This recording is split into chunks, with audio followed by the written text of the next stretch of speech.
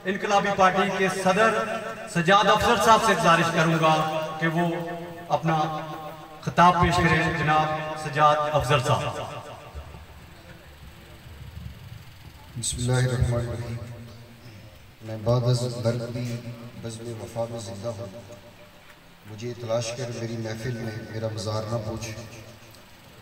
वाजिबुल एहतराम इस पिंडाल में बैठे हुए जुमला कायदीन व कारकुनान, कोई ख़िताब नहीं करना मैंने, और इस वक्त आपकी भी ख्वाहिश होगी कि किसी किस्म का ख़िताब न हो, क्योंकि बहुत ख़िताब हो चुके हैं। और अब मैं समझता हूँ कि जो ज़्यादती इससे पहले हुई है इसको जारी रखना, ये ज़्यादती के ऊपर ज़्यादती होगी। आफ्ताब अहमद साहब की पिछली बरसी पे हम हाज़िर नहीं हो सके किसी मसरूफियत की वजह से, तो इस दफ़ा हम बिल्कुल बर वक्त, बल्कि वक्त से बहुत पहले आ गए। एक तो कुछ आदत भी है वक्त की पाबंदी की, कोशिश बहुत करते हैं कि इसकी ये आदत जो है ना वो बदली जाए, लेकिन पता नहीं कब बदलेगी। इतना तवील प्रोग्राम मैं समझता हूँ कि बहुत मुश्किल होता है। मैं तो इतना थक गया हूँ, ज़्यादा तौर पर मरीज़ भी हूँ, और आज रात को भी एक मीटिंग है जहाँ पूरी रात उस मीटिंग में बैठ रहे हैं। यकीन जानिए मैं इतना थक गया हूँ कि मेरी टांगें कांप रही हैं इस वक्त, मतलब ये पोजीशन है मेरी। इतनी तवील तकारीर सुननी है, और JKPNP के उन कारकुनान का शुक्रिया है जिन्होंने चले आज तकरीरें नहीं की, जिन्होंने किए उन्होंने अच्छी खासी लंबी चौड़ी तवील तकरीरें की हैं।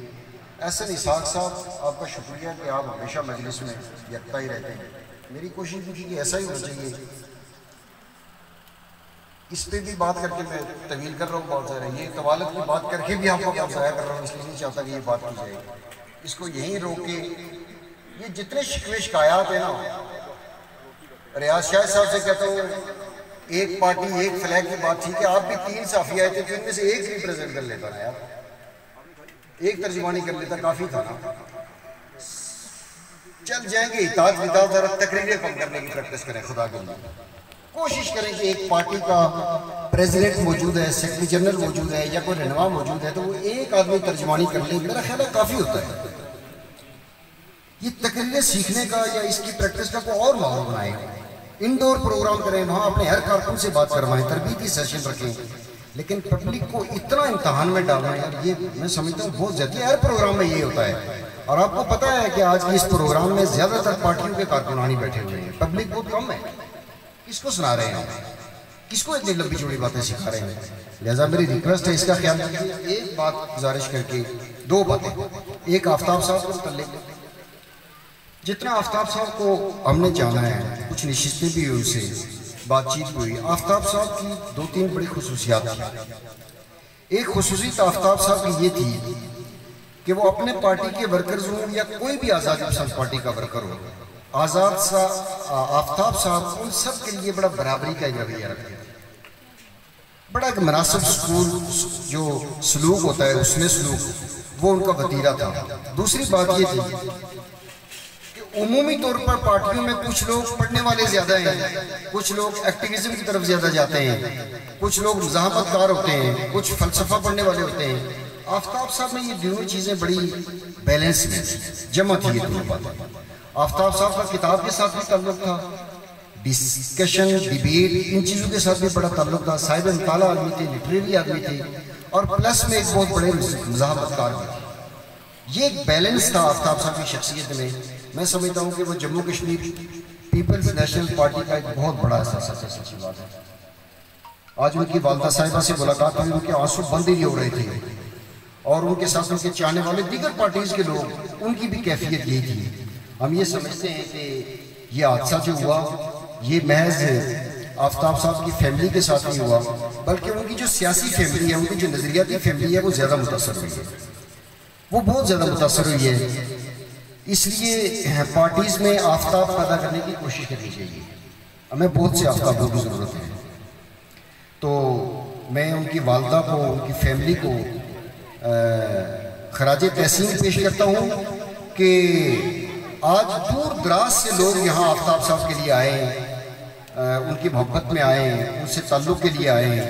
वो हम सब का असासा थे, और यकीनन जैसे दोस्तों ने कहा, सब दोस्तों की बात को इंडोज करते हुए कि ये सफ़र रुकने वाला नहीं है, ये चलेगा।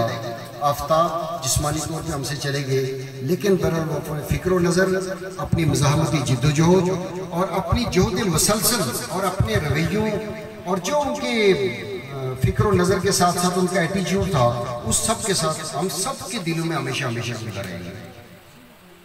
बहुत बातें हो गई, एक बात करना चाहता हूँ कि कुछ दोस्तों ने कहा कि समत का तयन नहीं हुआ। समत का तयन हो चुका है, समत का तयन बिल्कुल हो चुका है और वो बड़ा क्लियर है, बड़ा दो टोक है कि रियासत जम्मू कश्मीर की कौमी आज़ादी जो हमारे ऊपर जो फरीज़ा है वो ये है कि हमने स्लोगन दिया था कि श्रीनगर की आज़ादी मुजफ्फराबाद की आज़ादी से मशहूर है। शायद Jammu Kashmir People's National Party ने सन 1985 से ये बात करनी शुरू कर दी थी। मैं सलाम पेश करता हूँ और ये बिल्कुल एग्जैक्ट बात है, दुरुस्त बात है कि जब तक मुजफ्फराबाद आज़ाद नहीं होता उस वक्त तक श्रीनगर आज़ाद नहीं होता। तो सम तो मुतय्यन है। असल मसला क्या है, बहुत छोटी छोटी चीज़ों में हमारी आवाम को इमरान शाह साहब ने तफसीली बात की, उसकी तरफ लगा दिया गया, उससे लोगों को निकालने की ज़रूरत है। और उसमें एक बड़ी जो बात दोस्तों से रह गई वो ये रह गई कि हमें ये बताया गया कि असल में मुसलमान के खिलाफ इनकलाब नहीं किया करता। ये इनकलाबात हमेशा दूसरे मज़ाहिब के लोगों के खिलाफ हुआ करते हैं। मुसलमान का जुल्म बर्दाश्त करता है। भाई जो होते हैं आपस में, इनका आपस में बड़ा भाईचारा होता है, भाई का जुल्म बर्दाश्त कर लेना चाहिए। इसमें एक बहुत बड़ी प्रॉब्लम है। हम एक नबी की उम्मत है, एक नबी के मानने वाले हैं। तो दोस्तों, जैसे हिंदुस्तान काबिज़ वसाइल पर, ऐसे ही पाकिस्तान काबिज़ वसाइल पर। जैसे श्रीनगर का दारुल हुकूमत अकोपाई है, ऐसे मुजफ्फराबाद का दारुल हुकूमत भी अकोपाई है। और ये ज़्यादा खतरनाक दुश्मन है इधर जो बैठा हुआ है, जो बहुत मजहब के पर्दे में बैठा हुआ है। उसने तो ये किया कि कुछ वसाइल दे दिए, कुछ मुआशी सहूलतें दे दी।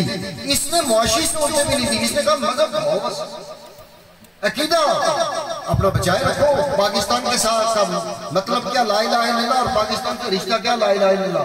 तो ये ज्यादा खतरनाक है। ये जो मजहबी गोली होती है ना, ये बहुत खतरनाक होती है। बहुत ग्रास रूट लेवल पे जाके इसको एड्रेस करने की जरूरत है। लोगों को जो नैरेटिव यहाँ बिल्ड किया गया है, हमारी पार्टी का स्लोगन क्या है, हम ये समझते हैं कि जो नैरेटिव बिल्ड किया गया है, इसका काउंटर नैरेटिव भी उसके अंदर से निकालना पड़ेगा। उधर से लोगों को समझाना पड़ेगा कि ये ना नबी की तालीम है, ना ये दीन की तालीम है, ये टोटल दीन दुश्मनी है। गुलामी कबूल करना, इस्तेसाल कबूल करना, जुल्म और जबर कबूल करना, मजहब के उन्वान से कबूल करना, इसकी कोई गुंजाइश नहीं है। समत का तयन मौजूद है, दे रहे हैं जो तुम्हें रफाकतों का फरेब। इनकी तारीख पढ़ोगे तो दहल जाओगे। ये बड़ी बदतरीन तारीख है पिछले 73 साल की इस्लामाबाद और रावलपिंडी की। हाँ, बहुत बड़ा सवाल है दोस्तों, हम नजरियाती कारकुनों के लिए बहुत बड़ा सवाल है कि ये जो समत का तयन हुआ है, इस पे एक पायदार स्ट्रेटेजी बनाने की जरूरत है, एक हिकमत अमली बनाने की जरूरत है। किसी किस्म का, आज भी मैंने लियाकत साहब का एक बयान अखबार में अभी पढ़ रहा था कि हम पुरत शब्द तहरीक शुरू कर लेंगे। लियाकत साहब इस तरह की बात तो कर लेते हैं, लेकिन वैसे ये सियासी जद्दोजहद को यकीन रखने वाले आदमी हैं। हकीकत ये है कि पूरा मन मज़ाहमती अवामी हिकमत अमली, सियासी हिकमत अमली के बगैर और कोई रास्ता नहीं, और कोई रास्ता नहीं आज के ऐद में। और उसके लिए वसी तर अवाम की निचली परतों में काम करने की जरूरत है। बहुत अच्छा जज्बा है लोगों का कि इत्तेहाद होना चाहिए, अलायंसेस होने चाहिए, मिलकर काम करना चाहिए। चलिए, नहीं हुआ, इसमें प्रॉब्लम हो गया। अब हर पार्टी ये काम करे, हर आदमी ये काम करे कि वो अपने मोहल्ले में, जैसे इमरान शाह अपने लोगों के साथ जुड़ा हुआ है, जैसे और कुछ जगहों पे लोग अपने लोगों के साथ जुड़े हुए हैं, अपने अपने इलाकों में लोगों को इस तरफ लाएं। यकीन कीजिए, 5 अगस्त के बाद शऊर ने बहुत बड़ी जस्त ली है, अवामी शऊर ने बहुत बड़ी जस्त ली है। ऑर्गेनाइजेशन की कमी की वजह से, स्ट्रेटेजी की कमी की वजह से हम वो गोल अचीव नहीं कर सके। और जैसे तौकीर साहब ने कहा, मैं इंडोज करता हूँ, दुरुस्त बात कही तौकीर साहब ने कि इसमें मायूसी की बात नहीं है। गुलामी इसलिए तवील होती है ना कि उसके कुछ वजूहात होती हैं, उसके कुछ असबाब होते हैं। ये तकसीम, ये सारा कुछ अपनी जगह, लेकिन आज देखिए एक तनवीर वहाँ खड़ा है डडियाल में, उसके पीछे सारी आज़ादी पसंद बरादरी खड़ी है। और ये सारे पत्ते जो है ना, ये पहले घंटे में और पहले दिन में नहीं फेंके जाते यार।